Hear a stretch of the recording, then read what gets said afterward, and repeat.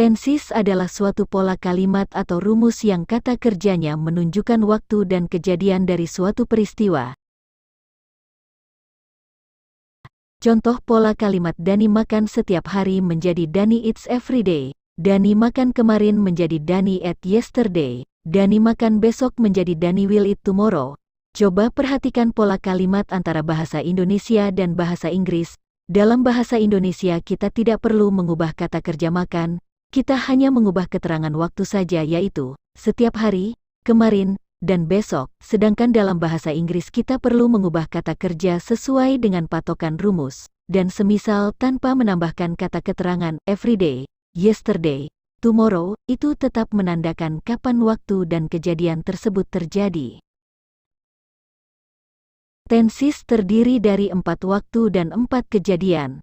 4 waktu itu ada present atau di waktu sekarang ini, ada past atau di waktu kemarin, ada future atau di waktu besok ataupun di waktu yang akan datang, dan yang terakhir ada past future di waktu seharusnya kejadian itu terjadi kemarin, dan ada 4 kejadian. Maksud dari kejadian ini, aktivitas ini terjadi secara rutin disebut simple, sedang terjadi disebut continuous, sudah terjadi disebut perfect, dan sudah terjadi atau sudah dimulai namun belum selesai disebut perfect continuous. Dari waktu dan kejadian akan digabung menjadi satu. Contohnya kejadian, simple digabung dengan waktu, present sehingga menjadi simple present.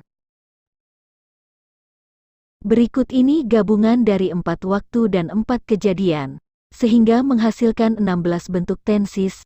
Coba perhatikan. Pada dasarnya ke-16 tenses tersebut itu sama, yang membedakan hanya waktu dan kejadiannya. Yang fontnya tipis itu waktu, sedangkan yang fontnya tebal itu kejadian. Berikutnya kita akan membahasnya satu persatu mengenai fungsi masing-masing tenses.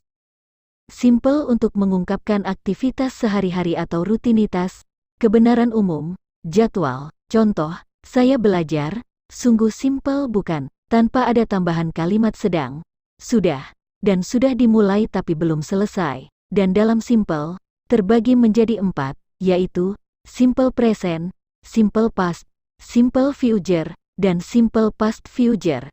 Contoh kalimat dalam simple present adalah saya belajar hari ini. Berikutnya contoh kalimat dalam simple past adalah saya belajar kemarin. Berikutnya contoh kalimat dalam simple future adalah saya belajar besok atau saya akan belajar besok. Terakhir contoh kalimat simple past future adalah saya seharusnya belajar kemarin. Silahkan pause videonya dan silahkan diamati dan dipahami, agar tahu bahwa perbedaannya hanya di keterangan waktunya saja. Continuous. Untuk mengungkapkan aktivitas yang sedang terjadi atau berlangsung. Jadi ketika pembicara berkata, perkataan tersebut sedang dilakukan oleh dirinya atau oleh orang lain. Contoh, saya sedang belajar. Kata sedang tersebutlah yang menandakan kalau itu continuous. Jadi ketika kita mau mengucapkan kata sedang, kita harus menggunakan rumus continuous. Dan dalam continuous, terbagi menjadi 4, yaitu present continuous, past continuous, future continuous, dan past future continuous. Contoh kalimat dalam present continuous adalah, saya sedang belajar hari ini. Berikutnya contoh kalimat dalam past continuous adalah, saya sedang belajar kemarin. Berikutnya contoh kalimat dalam future continuous adalah saya sedang belajar besok atau saya akan sedang belajar besok. Yang berarti dia berencana bahwa besok pada jam tertentu dia sedang belajar. Terakhir contoh kalimat past future continuous adalah saya seharusnya sedang belajar kemarin. Yang berarti kemarin dia seharusnya pada jam tertentu sedang belajar. Silahkan pause videonya dan silahkan diamati dan dipahami, agar tahu bahwa perbedaannya hanya di keterangan waktunya dan tiap kalimat pasti terdapat kata sedang. Perfect untuk mengungkapkan aktivitas yang sudah terjadi atau aktivitas yang sudah selesai dilakukan. Jadi ketika pembicara ingin memberitahukan bahwa dia sudah selesai melakukan sesuatu, dia harus menggunakan tenses perfect. Contoh, saya sudah belajar. kata sudah tersebutlah yang menandakan kalau itu tenses perfect, dan dalam perfect, terbagi menjadi 4, yaitu present perfect, past perfect, future perfect, dan past future perfect. Contoh kalimat dalam present perfect adalah, saya sudah belajar hari ini. Berikutnya contoh kalimat dalam past perfect adalah, saya sudah belajar kemarin. Berikutnya contoh kalimat dalam future perfect adalah, saya sudah belajar besok atau saya akan sudah belajar besok, yang berarti dia berencana bahwa besok pada jam tertentu dia sudah selesai belajar.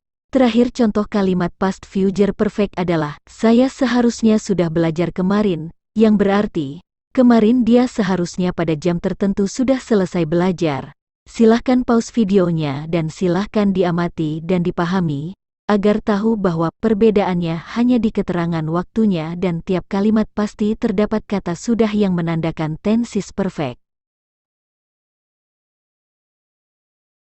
Perfect continuous. Untuk mengungkapkan aktivitas yang sudah terjadi atau aktivitas yang sudah dimulai akan tetapi belum selesai atau masih berlangsung.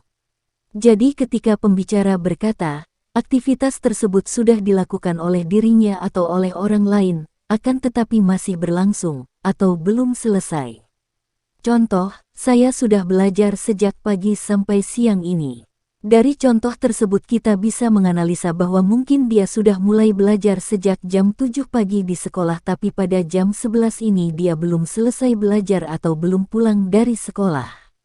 Jadi ketika kita mau mengucapkan kata yang berkaitan dengan durasi, kita harus menggunakan rumus perfect continuous yang berarti sudah dimulai tapi belum selesai. Dan dalam perfect continuous, terbagi menjadi 4, yaitu